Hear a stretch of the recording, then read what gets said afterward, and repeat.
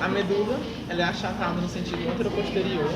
Inferiormente ou caudalmente ela termina em L2, na segunda vértebra lombar, e superiormente até o forame magno. Acima do forame magno a gente já disse que é bulbo.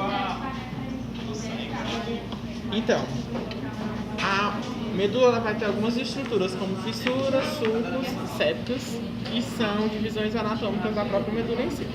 Por exemplo, nós vamos ter essa região aqui é para ser fissura mediana anterior, certo? Que é que ela só tá as artérias, a vascularização na frente, mas ela é contínua, certo? É uma fissura só, como vocês podem ver nessa peça aqui, ó. Tá vendo? Fissura mediana anterior. Aqui nós vamos ter agora sulcos. Sulcos é como se fossem essas pequenas entranças da medula, certo? Vocês podem observar assim, nesse sentido, que é uma pequena entrança na própria medula, ok? Então nós vamos ter sulco lateral anterior. Na região posterior nós vamos ter sulco lateral posterior e nós vamos ter aqui sulco mediano posterior. Lembra que aqui é sulco e aqui é fissura.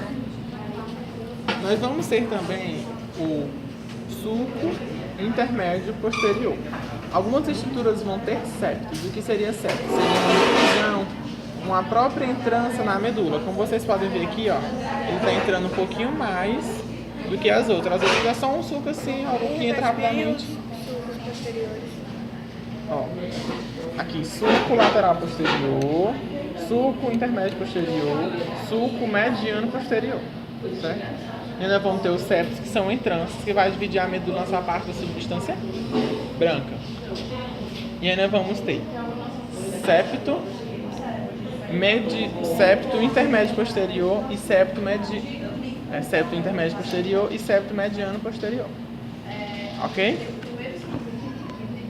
A medula ela vai ter substância branca e substância cinzenta, como a própria cor já diz. Então não tem como errar substância branca e substância cinzenta. Porém, não é só isso.